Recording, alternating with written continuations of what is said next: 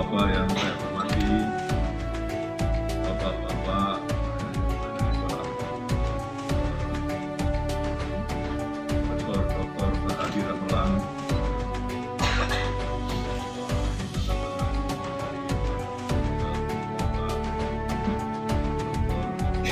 Agung Laksono, saya juga ini di kabinet dan Ketua DPR dan di orkestra Menpora. Pada waktu kabinet Pak Habibie, kira yang ada di sini Pak Agung Menpora, saya Menteri Perumahan dan Pemukiman. Pak Jasa yang terhormat kepada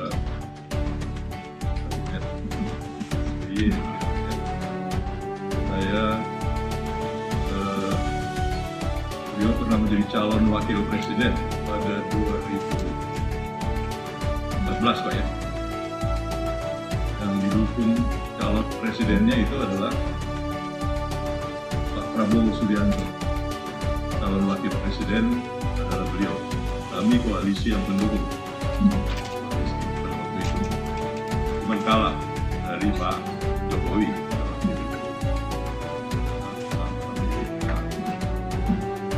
Pak Wardiman, ini Pak Wardiman mengenal mulai masih aktivis mahasiswa. Beliaulah yang dia menjadi Menteri Pendidikan dan Kebudayaan.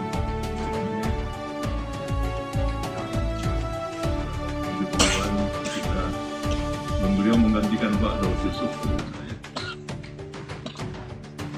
Pak Dipo Alam ini juga aktivis mahasiswa yang kemudian pada pagi kabinet SBY beliau Pak Profesor Ilham Habibie, putra dari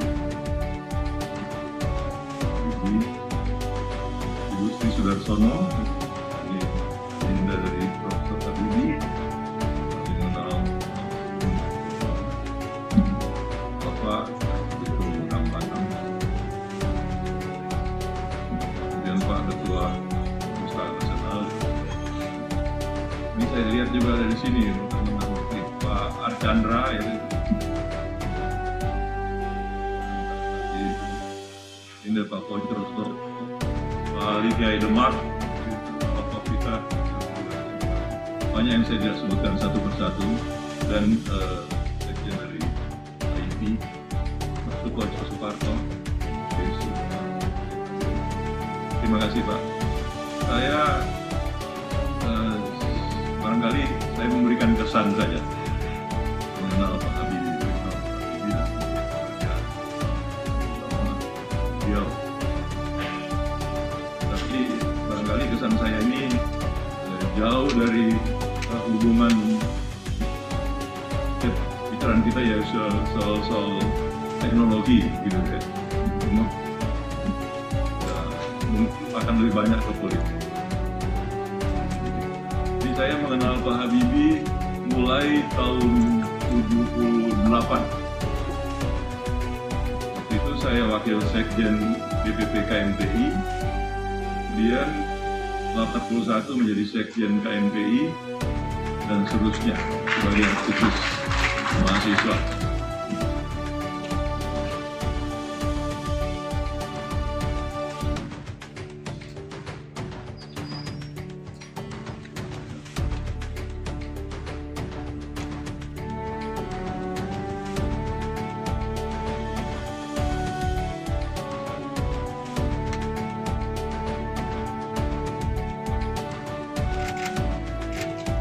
Terima kasih Pak.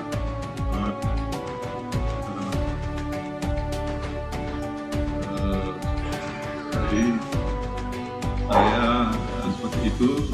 Waktu itu kami sering mengundang beliau untuk ceramah. Kantor kami KMPI itu masih di Kuningan untuk memberikan ceramah tentang teknologi. Dan pada tahun-tahun itulah kita termasuk yang menyambut dengan hangat waktu beliau berhasil membuat teknologi penerbangan yang menghasilkan pembuatan mulai dari helikopter, kemudian terusnya. Kemudian berlanjut terus sampai saya di DPR. Meskipun saya di DPR itu bukan membidangi teknologi, tapi membidangi di Komisi 1 Pertahanan, Luar Negeri dan Komunikasi. Tetapi selalu kita juga menghadiri atau mengundang beliau ceramah untuk yang ada hubungannya dengan peningkatan perindustrian persenjataan kita, khususnya yang menyangkut dari segi teknologi, termasuk terutama untuk beliau kalau tidak salah yang mendirikan atau pindah ya, industri angkatan darat terus menerus. Dan terakhir saya satu kesan yang menyampaikan pada waktu di kabinet 98 sampai 99 kami juga sudah di aktivis di Partai Golkar. Begitu beliau menjadi presiden, beliau yang mengumumkan percepatan pemilihan umum. Tadinya pemilihan umum itu sebelumnya hanya diikuti oleh 3 partai, yaitu Golkar, waktu itu belum bernama partai, Partai Persatuan Pembangunan, dan PDI, Partai Demokrasi Indonesia. Pak Habibie mengumumkan percepatan, mestinya pemilu itu diadakan, karena itu 97 kan, mestinya diadakan pada 2002. Tetapi beliau mengumumkan percepat pemilu, dan pemilu dilaksanakan pada tahun 1999 bulan Mei 1999 dengan membebaskan peserta pemilu, mendirikan partai politik, dan akhirnya yang tadinya 3 peserta sejak tahun 71 sampai 97 pada 1999 itu peserta pemilu itu 46 partai politik. Bayangkan aja 46 partai. Waktu itu belum ada threshold untuk sampai, dan akhirnya yang keluar sebagai 5 besar itu nomor 1 yang menangkan pemilu PDI Perjuangan di bawah pimpinan Pak Ibu Mega. PDI juga ikut pemilu yang di bawah pimpinan Suryadi, tapi kalah. Kemudian yang nomor 2 Golkar, waktu itu sudah bernama Partai Golkar tahun 1999. Nomor 3 PKB kalau tidak salah, nomor 4 P3, nomor 5 PAN, ini partainya Pak Hatta Rajasa. Jadi 5 besar. Jadi ini salah satu, saya kira salah satu sangat monumental, yaitu pembaruan politik yang dilakukan oleh Pak Habibie. Pada berikutnya sudah ada threshold, sehingga tidak lagi 46 yang dan selanjutnya saya juga sampai satu hal yang sangat berkesan. Waktu umum MPR tahun 1999 bulan Oktober, dan mulai 4 Oktober sampai 2 Oktober itu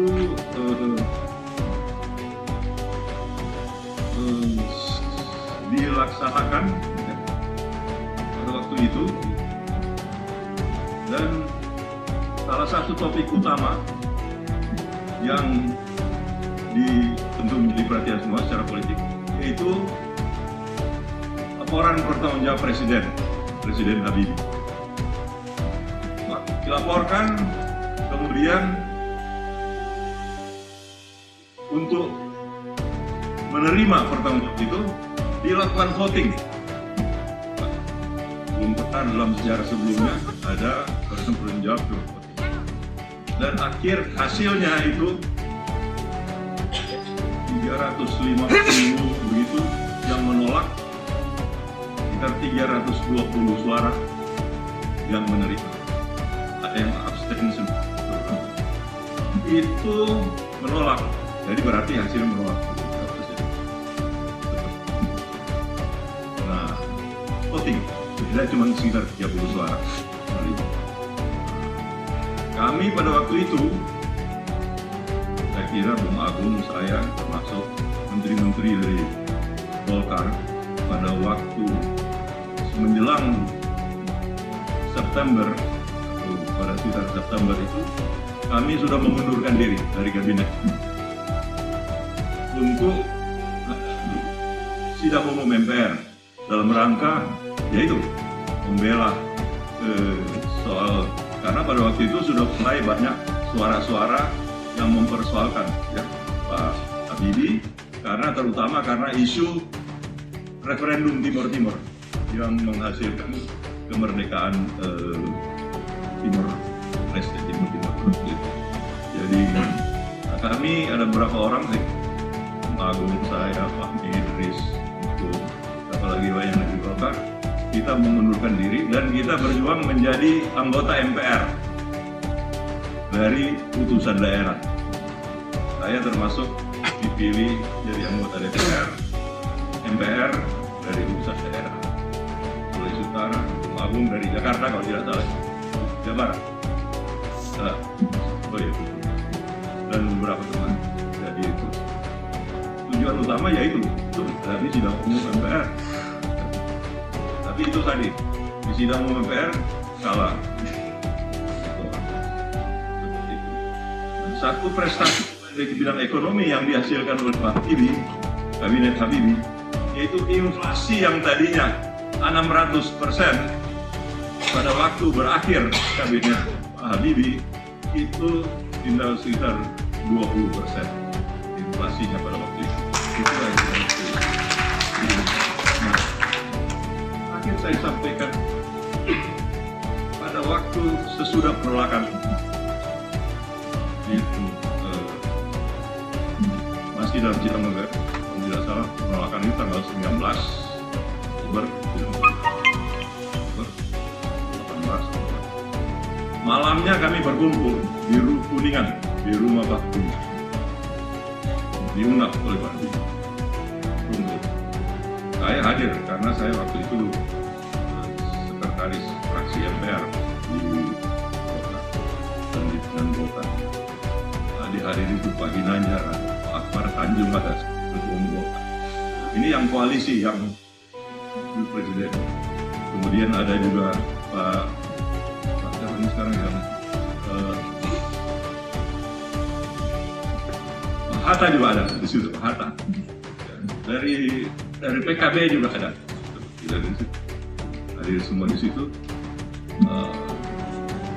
Dan PBB Yusril hadir juga waktu itu. Waktu itu dia sudah memberikan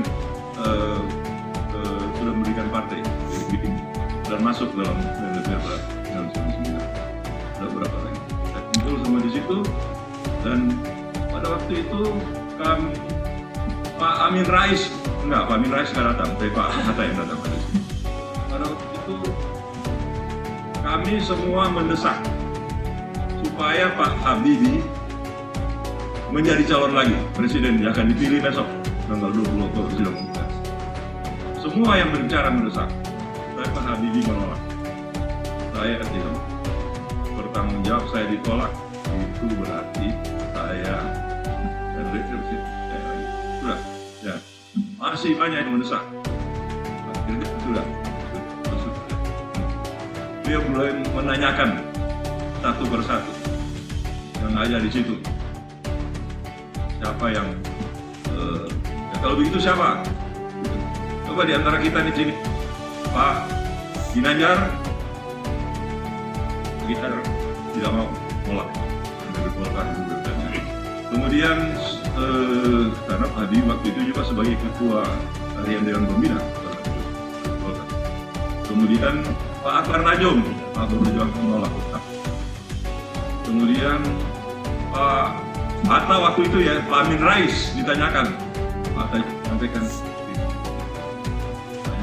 banyak lagi ya, Yusril juga ditanyakan, tidak pasti.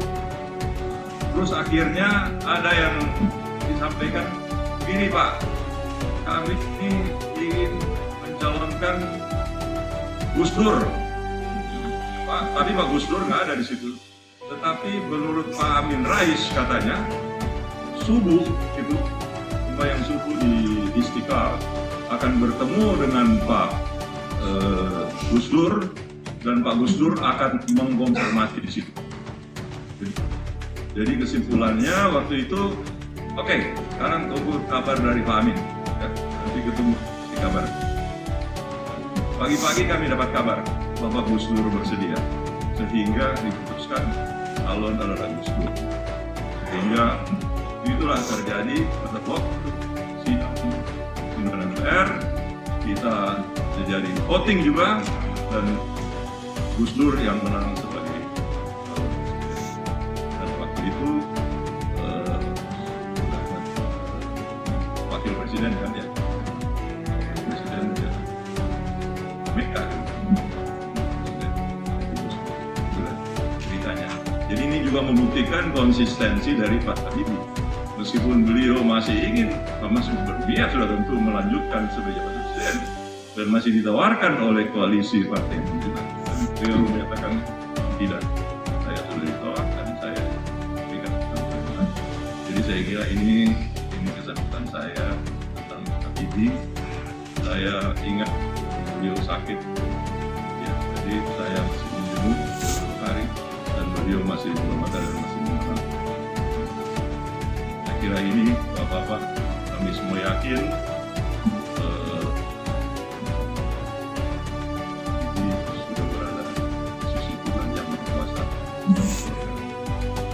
juga saya lihat setelah sebut ada Pak Ponco Sutowo, beliau juga sangat banyak berperan dalam soal teknologi balansi itu, yang dalam lebih fungsikan setiap kali masih di KNPI dan Golkar yang sering berdiskusi.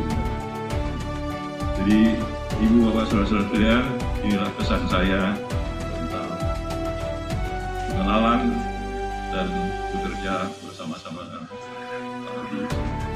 Ya, terima kasih. Wassalamualaikum warahmatullahi wabarakatuh.